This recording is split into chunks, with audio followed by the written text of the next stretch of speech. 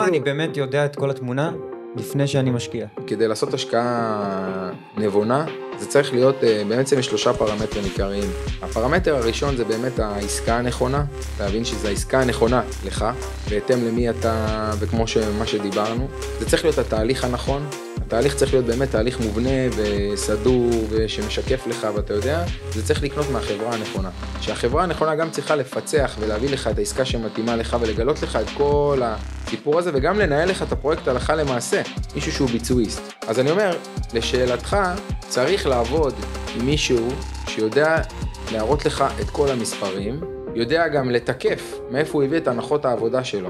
זאת אומרת, אם אני אומר לך, תשמע, המחיר היום בשכונה הוא 250,000 יורו, אתה תשאל אותי, איך אני יודע שזה מחיר טוב או לא טוב? כן.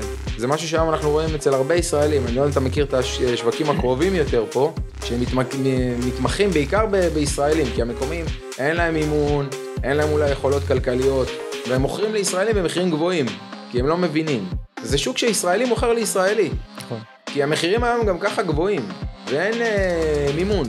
אז אם אתה הולך לקנות סתם, ניקח באתונה, ואתה משלם 4,000 או 5,000 לבניין משופץ, ואתה לא מקבל מימון, ואתה צריך להביא 150,000 יורו מהבית, שזה בערך 600,000 שקלים, ואתה מזכיר את הדירה ויוצא לך 3% תשואה, ואתה עכשיו צריך לחכות שהשוק יעלה, זה לא, אין פה אסטרטגיית השקעה. ובסוף אין אסטרטגיית יציאה גם.